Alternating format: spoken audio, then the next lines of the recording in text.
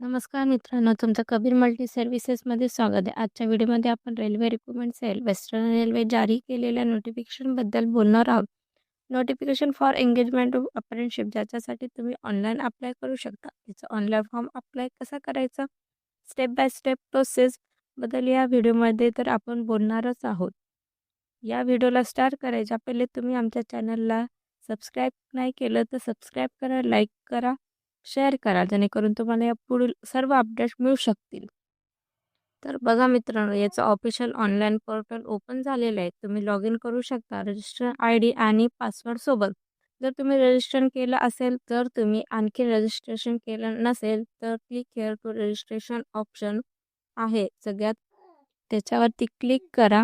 सगळ्यात पहिलं state option आहे, आपलं स्टेट सिलेक्ट करायचं. त्यानंतर आधार कार्ड नंबर सिलेक्ट करायचा, तुमचा आधार कार्ड नंबर प्रोव्हाइड करायचा. त्यानंतर येते कॅन्डिडेटचं पूर्ण नाव तुमच्या 10वीच्या मार्क्सनुसार टाकायचं. त्यानंतर येते तुमचं फादर नेम, त्यांचं जेंडर, त्याच्यानंतर तुमचं कम्युनिटी नेम, तुम्ही कोणत्या कास्टमधून येता, त्याच्यानंतर ईमेल ID, तुमचं इथे ईमेल ID प्रोव्हाइड करायचा. त्याच्यानंतर तुमचा मोबाईल नंबर प्रोव्हाइड करायचा आणि तोच कन्फर्म करायचा. तुमची कन्फर्म ईमेल ID आणि कन्फर्म मोबाईल नंबर करायचा. त्याच्यानंतर तुमची डेट ऑफ बर्थ सिलेक्ट करायची. तुम्ही तुमचं इयर, मंथ आणि डेट, तुमचं एज कॅल्क्युलेट करून येईल. त्याच्यानंतर तुम्ही फिजिकल हँडिकॅप आहेत का, येस असले तर येस, नो असले तर नो. येस असले तर त्याचा टाईप लिहायचा आणि नो असलं तर काहीच नाही करायचं. त्याच्यात तुम्ही एक्स सर्व्हिसमॅन आहेत का, येस असलं तर त्याच्यात सिलेक्ट करायचं.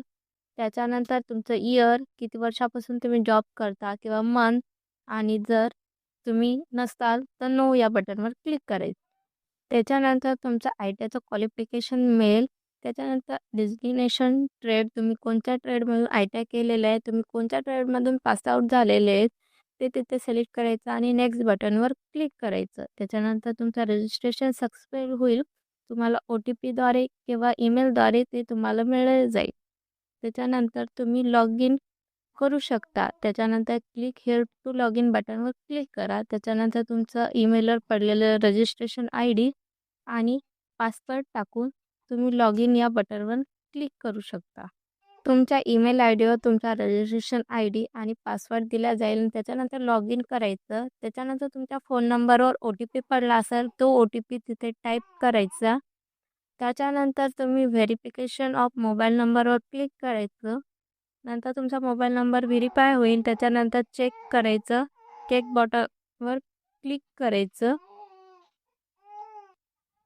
त्याच्यानंतर तुमचा पासवर्ड चेंज करायचा. तुम्हाला दिलेला तुमच्या ईमेलवर एंटर ओल्ड पासवर्ड टाईप करायचा आणि तुम्हाला हवे तसा न्यू पासवर्ड इथे टाईप करायचा आणि तोच पासवर्ड डबल कन्फर्म करायचा. त्याच्यानंतर तो पासवर्ड अपडेट करायचा. अपडेट झाल्यावर लॉग इन बटनवर तुमचा जुना रजिस्ट्रेशन ID आणि न्यू पासवर्ड लॉग इन करायचं.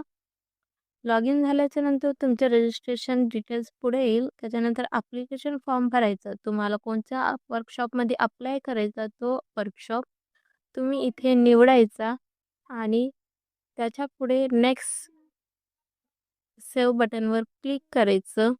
सेव्ह बटनवर क्लिक केल्याच्यानंतर तुमच्या पुढे एज्युकेशन माहिती येईल. तुम्ही 10वीबद्दल माहिती देऊ शकता. तुमचं बोर्ड, तुमच्या कोणत्या बोर्डून तुम्ही अप्लाय केलेले. तुमचं अदर बोर्ड असला तर तुम्ही इथे बोर्डचं नाव टाईप करायचे आणि त्याच्यानंतर तुमच्या शाळेचं नाव, ज्या शाळेमधून तुम्ही पासआउट झाले ते शाळेचं नाव. त्याच्यानंतर तुम्ही 10वी कोणत्या वर्षी पास झालेले ते वर्ष इथे सिलेक्ट करायचं. त्याच्यानंतर तुमच्या मार्कशीट नंबर तिथे टाईप करायचा. त्याच्यानंतर तुमच्याकडे मार्क्स असले तर मार्क्सबद्दल माहिती लिहायची आणि तुमच्याकडे CGPA असेल तर तुमचं ग्रेड सिलेक्ट करायचं. कोणत्या विषयासाठी कोणचं ग्रेड आहे तो सिलेक्ट करायचं. पण माझ्याकडे मार्क्स आहेत म्हणून मार्क्स वगैरे क्लिक करेल. त्याच्यानंतर माझे सब्जेक्ट मी निवडेल आणि ऑप्टेन्स मार्क्स मला 10वीमध्ये किती भेटलेले आहेत इंग्लिशला आणि कितीपैकी भेटलेले आहेत. त्याच्यानंतर ॲड एज्युकेशनवर क्लिक करेल. त्याच्यापुढे तुमचा दुसरा सब्जेक्ट निवडायचा. त्याच्यानंतर त्याचे ऑप्शन्स मार्क्स इथे टाईप करायचे. त्याच्यानंतर कितीपैकी आहेत ते करायचे. मग ॲड एज्युकेशनवर क्लिक करायचं. त्याच्यानंतर आणखीन तुमचे सब्जेक्टचं नाव क्लिक करायचं. ते तुम्ही 10वी शिकलेले आहेत ते. त्याच्यानंतर त्या याचे ऑप्शन्स मार्क आणि ॲड बटनवर क्लिक करायचं. त्याच्यानंतर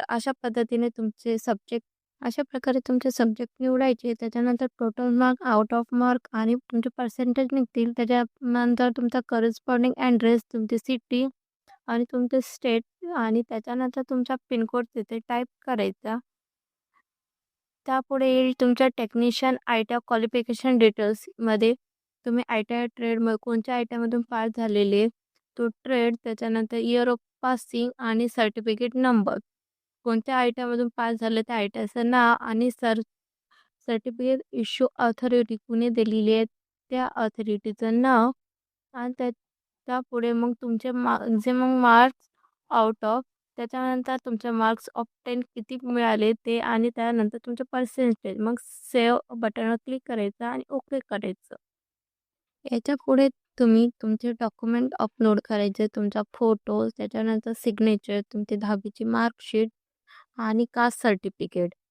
त्याच्या आधी आपण सिलेक्ट करूया तुमचं सिग्नेचर. इथे तुमचं सिग्नेचर सिलेक्ट करायचं. त्यापुढे मी फक्त तुमच्या पुढे डेमो करून दाखवते कशा पद्धतीने फिलअप करायचा. PDF फिलअप करायच्या टायमाला 100 KB टू 200 KBच्या दरम्यान पाहिजे. त्याच्यानंतर तो स्कॅन करायचा. 10वीचं मार्कशीट, तुमची फाईल निवडायची. नंतर अपलोड करायची.